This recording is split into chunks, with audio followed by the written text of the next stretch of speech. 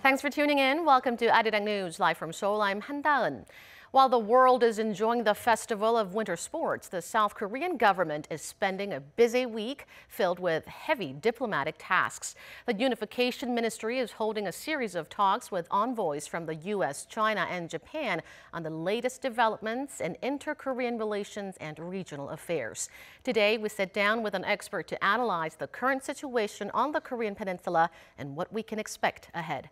But first, here's Devin Whiting for the top stories at this hour. Devin? Hi, Don. Well, having North Koreans here in the South for the PyeongChang Winter Olympics obviously cost some money, and South Korea has officially decided to foot the bill to the tune of more than $2.5 million. The money will come from a fund set aside for inter-Korean cooperation. Our Ji Myung-gil explains. The South Korean government has approved a budget worth $2.6 million to cover expenses incurred by the North Korean delegation sent to PyeongChang. The expenses include accommodation costing $1 million, ticket fees at $930,000, transportation costs of over $90,000, and so on. The South and North Exchange and Cooperation Promotion Council under South Korea's Unification Ministry and headed by Unification Minister Cho Myung-gyun held a meeting on Wednesday to deliberate on a motion to use money from this year's Inter-Korean Cooperation Fund. Through the PyeongChang Olympics, North Korea had the chance to communicate with the international community and promote peace on the Korean peninsula.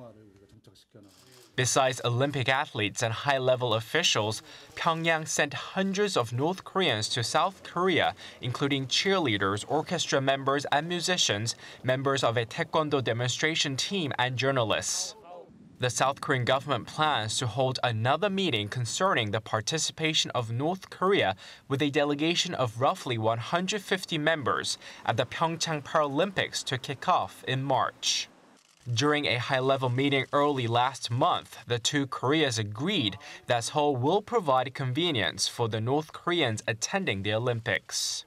This wouldn't be the first time for South Korea to bankroll the regime's participation at an international event, as Seoul previously bankrolled millions of dollars for North Korean participants during the Asian Games and the Summer Universiade held in South Korea. Ji Myung-gil, Arirang News. The South Korean government has responded to an online petition opposing its policies on cryptocurrencies like Bitcoin.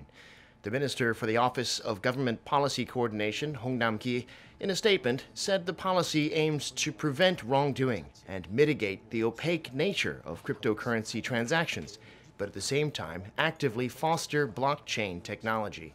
He added that the government is keeping an eye on the global cryptocurrency market and international trends while taking measures to crack down on illegal activities. He was responding to a petition on Cheongwade's online bulletin board that had more than 280,000 signatures as of late last month. According to presidential office rules, a Blue House official must reply to any petition that gathers 200,000 signatures in a span of 30 days. South Korea has lost yet another elderly victim of Japan's wartime sexual slavery, leaving the number of registered survivors at just 30.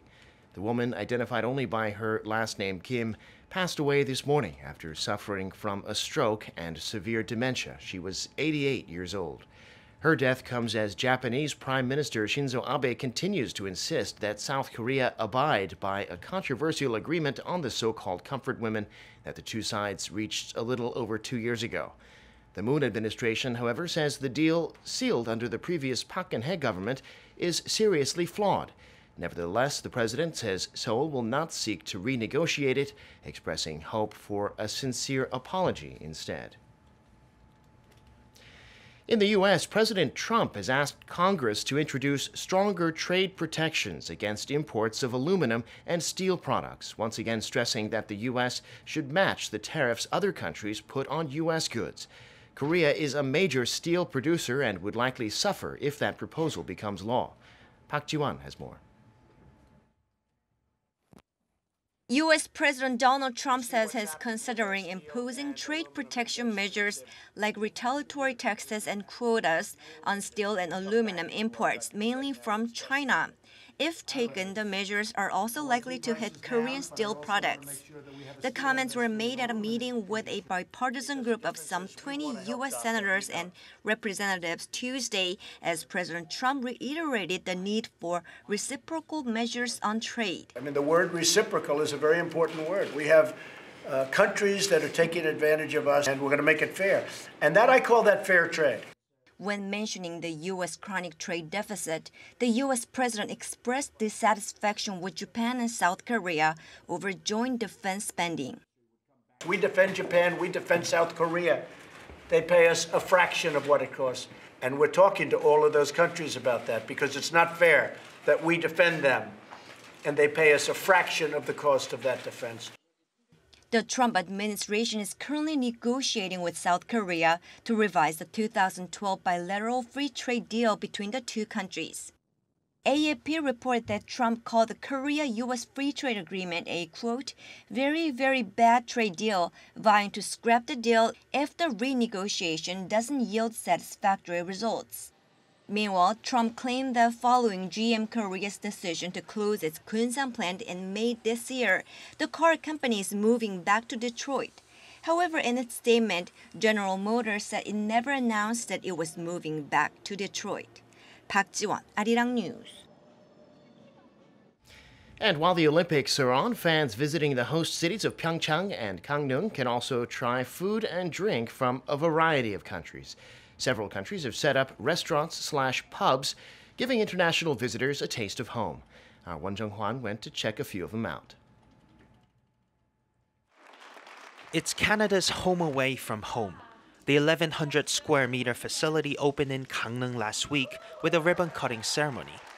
The house is open to fans with tickets for Olympic events to cheer on their favorite athletes. When we set out at the beginning of this project for PyeongChang 2018 in Gangneung, we decided if we could find a way, if we could find the right venue, the right place to welcome the world and to welcome Koreans and to welcome international spectators, it was something we wanted to do. It's very Canadian to be welcoming and friendly and kind. So, if guests register online before arriving, they will receive a special wristband when checking in.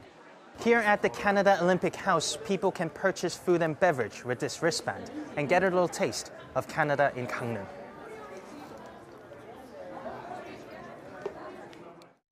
The menu includes Canadian staples and, of course, the country's classic dish, poutine, a hearty dish of French fries, cheese curds, and gravy. The striking red building is expected to host 10,000 guests over the course of the Games. Meanwhile, at the opposite end of the Gangneung Olympic Village, there's the Check House. It's open every day during the Olympics and will serve hungry and thirsty guests from 11 a.m. through midnight. Entry to the Check House, which was first introduced at the 2012 London Olympics, is free of charge to all visitors, regardless of whether you have a ticket for the Olympics or not. The house, decorated with paintings donated by the country's tourist board, offers national delicacies that go great together with Czech Republic's world-renowned selection of beers. And in the heart of PyeongChang, at the foot of the Olympic piste, and close to the alpine winter sports venues, is the House of Switzerland. It's also really nice to see how international it's become all of a sudden. Obviously, because of the Olympics and people from all over the world coming, it almost feels like a global village in a sense. And no, it's great. At the Swiss House, visitors are able to try their hand at shooting pucks into hockey nets at the synthetic ice rink and can take souvenir snaps at the various photo points. The Olympic houses are the ideal places to let your hair down, mingle with people from around the world, and make the Olympic experience all the more memorable. Won Jung-hwan, Arirang News, PyeongChang. I'm Devin Whiting, and those are your news headlines for this hour.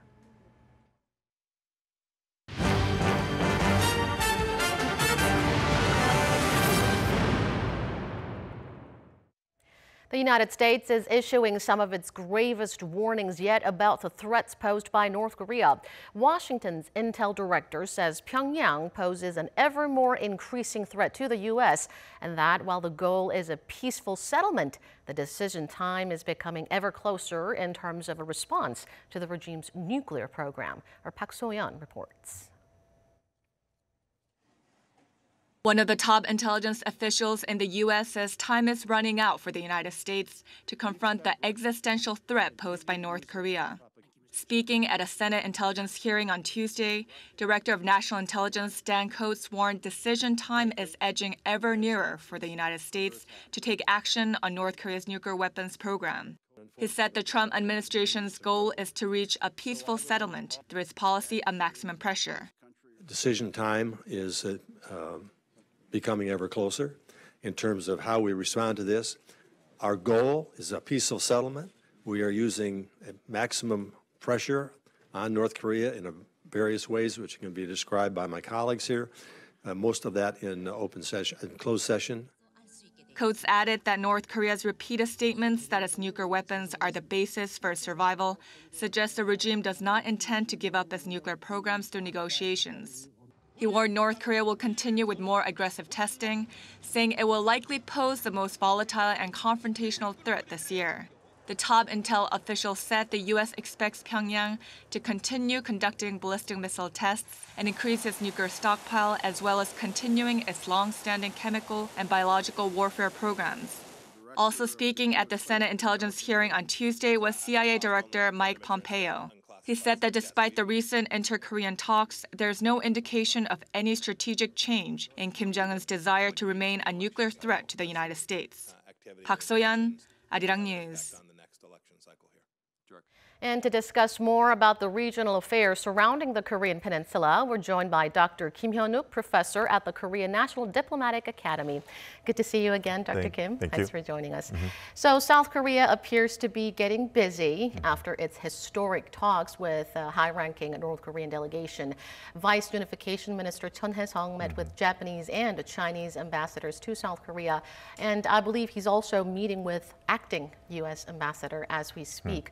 What do you think is the primary focus of those talks? Well, I think the primary focus is to continue the momentum that we have made throughout the meeting with North Korean representatives. Chinese have been very inactive so far in working and as a mediator in North Korea issues and North Korean nuclear issues. Maybe that's because of Trump government's hardline policy towards China. There have been sanctions posed on North Korea and also China. And I think Chinese position has not changed. China also posed a solution of this matters by dialogue. But these kinds of Chinese efforts have not come true so far.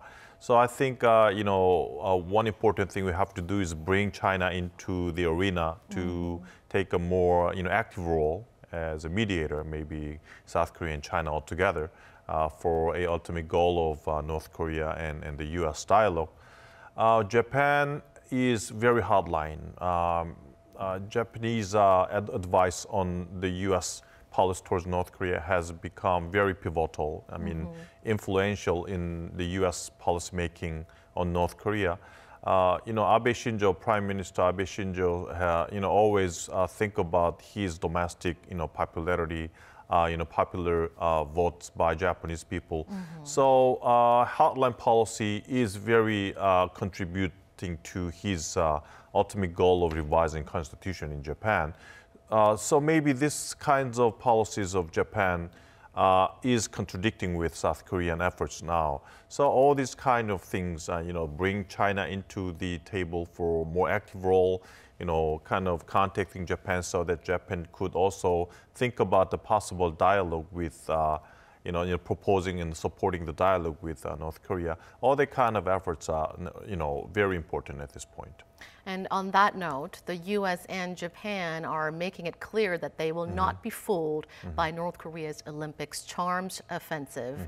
But in contrast, South Korea is taking an apparently more lenient approach towards North Korea. So how should the South Korean government iron out the differences from this point on, aside from bringing in China? I think we have to contact the U.S. first. I mean, after the President Moon and Vice President Pence had a meeting, I think there emerges a little bit of changes in the U.S. policy towards North Korea. Of course, the fundamental and basic policy has not changed. I mean, U.S. would just continue its sanctions and also, unveil its new sanctions, like some economic sanction measures towards North Korea. But I think, the U.S. is also eager to have a dialogue with North Korea based upon denuclearization. Now the North Korea is, maybe not, after the Olympics done, maybe we want to bring this momentum into the future, make the Korean Peninsula very peaceful. But if things get, wrong, I mean, some kinds of other provocative behaviors, including test of ICBMs, is possible. Which is possible, yes. And the U.S. is very wary now that, the completion of North Korean ICBM capabilities is just a few months away. And that is considered as a red line for the United States. ICBM, North Korea having a fully developed, nuclear ICBM capability is making U.S. strategy very much in chaotic situations. So the U.S. wants to have a dialogue with North Korea, very eager to have a dialogue with North Korea, stop North Korean, development of nuclear weapons and ICBM capabilities. So I think these kinds of situations and positions of U.S. is now giving more and more opportunities for the future North Korea-U.S. dialogue. Well, President Moon Jae-in yesterday has also stated that the U.S. has actually expressed its will to hold talks with North Korea, and U.S. Vice President Mike Pence, on his way back to the U.S. from PyeongChang, also signaled the possibility of Washington-Pyongyang talks. So do you think the talks can be materialized? It depends upon North Korea now. I mean, I think the U.S. is kind of leaving an initiative to South Korean government. South Korea now have utilized the Olympic Games and now came up with a possible summit meeting with North Korea, which I think is a very important pathway for denuclearization. But of course, how we can make it is an important homework, and I think that is all depends upon how South Korea mediates between North Korea and the United States. But I think from the U.S. perspective, U.S. position, that's something that is worth to try and then see what happens. Of course, if that is not successful, U.S. will just go back to its hardline policies. But U.S. position, I think, is okay, see what happens and see what South Korean government can do, see what the position of North Korea is about. If North Korea is really serious about denuclearization, then U.S. would just go in and talk with North Korea, I think. Now, the possibility of inter-Korean summit has emerged with North Korean leader Kim Jong-un's sister Kim Yo-jong proposing to President Moon Jae-in to hold inter-Korean summit. Which one do you think will come first, inter-Korean summit or Washington-Pyongyang talks? That is something the South Korean government has to make a very, delicate balance. I mean, now it seems like, North-South relations and dialogue is going too much. I mean, of course, some experts will say that, okay, this is Korean affair. We have to develop our relationship with North Korea. But, we have to think very, cold-heartedly. I mean, what is North Korean strategies? Would Kim Jong-un really seriously consider, two countries, one nation, get together, make a basis for unification? I don't think so. I mean, he is really thinking much about his power consolidation. So he's very strategically approaching these issues. And if things does not, coalesce with his interests, I think he would just jump out of the dialogue mood now. In which case, South Korean position will be really in a risky situation. So I think that's why we have to make a balance. I mean, North-South relations and the role of U.S. in this kinds of, dialogue arena. South Korean media outlets are speculating that Seoul and Washington will likely speed things up and hold talks before April, which is when the U.S.-South Korea joint military drills are expected to begin.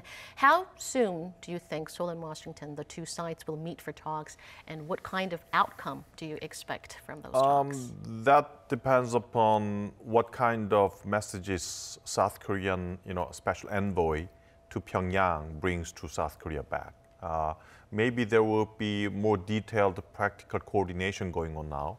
After things get settled down, I think South Korean government will send out the special envoy to North Korea, Pyongyang, make things all settle down, accept the North Korean positions, and then we have to deliver it to the United States. We can have a talk with United States. Okay, this is North Korean position.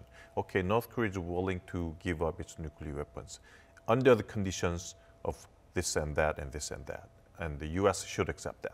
All these kind of negotiations is something we have to do before the end of March, because you mentioned that in April there is a joint military exercises scheduled. So I think before then we have to make the momentum and some kinds of outcomes possibly that could lead to the dialogue between North Korea and the United States. The Trump administration is also expected to announce additional sanctions on North Korea sometime this month, this time on maritime interdiction. Do you think those new, fresh sanctions could have an impact on the thawing inter-Korean relations? I don't think that would really contribute to the any kinds of thawing things, but it is clear that the U.S. Government is, believing that the current maximum pressure of the U.S. has made North Korea to come out for a talk with South Korea. So I think under this condition in which there is some kinds of possibility that North would come out for talk, but to make sure that they are here for denuclearization, I think the U.S. needs to continue and bolster its sanctions on North Korea, including maritime interdiction and further economic sanctions on North Korea. So I think these sanctions will continue from the U.S. side, and for the time being, until North Korea shows some convincible progresses in denuclearization, I think the sanction measures by U.S. would continue. Now to Japan. What do you think is Japan's biggest concern as the relations warm up between the two Koreas and the possibility of inter-Korean summit emerges? I don't think Japan is really careful, doesn't care much about the North-South relations. I mean, what is important interests of Japan first is its security. We have all witnessed that the Japan after the Second World War now is not a normal nation. It has self-defense force instead of normal military force. So the insecurity that Japan feels whenever something happens is very tremendous. Whenever Chinese military comes in, or whenever North Korea shoots ballistic missiles, the insecurity Japan feels is very tremendous. So in order for that, Japan wants to have a very solid deterrence, postures with the United States and South Korea. All these kinds of hardline military-based policies towards North Korea contradicts with current moves, North-South rapprochement. That's what the Japanese position is.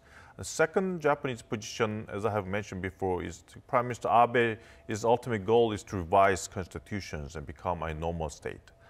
In order for that, Japan needs to, Prime Minister needs to bring the Japanese public to be, for the moves of constitutional revision.